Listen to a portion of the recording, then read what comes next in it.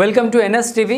నేను రాజీవ్. ముందుగా హెడ్లైన్స్ చూద్దాం. తూర్పు గోదావరి జిల్లా రాజానగరం నియోజకవర్గం కోరుకొండ మండలం నర్సాపురం గ్రామంలో రాజానగరం శాసనసభ్యులు బత్తుల బలరామకృష్ణ ఆదేశాల మేరకు జనవాణి కార్యక్రమం నిర్వహించారు.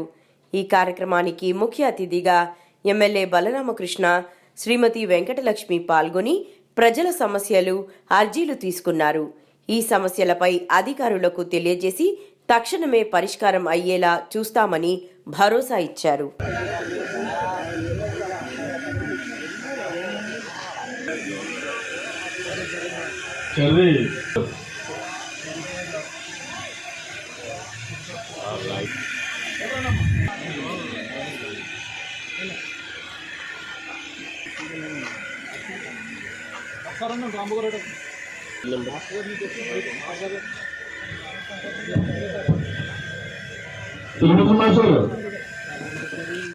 అమ్మా వెనకకి వచ్చమ్మా, వెనక కూర్చోండి. మీరు మళ్ళీ టోకెన్ వస్తారు.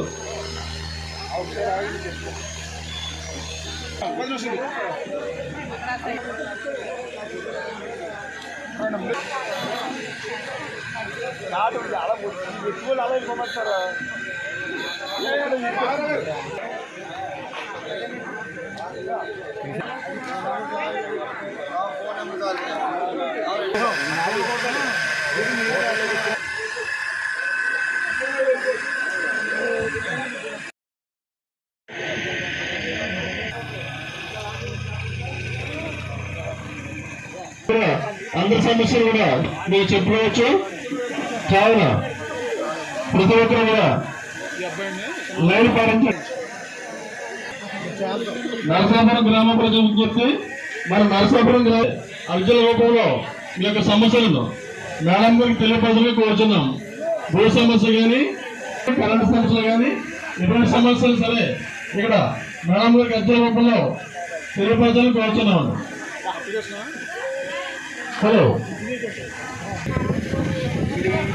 గారు, సత్యమణి, అలాగే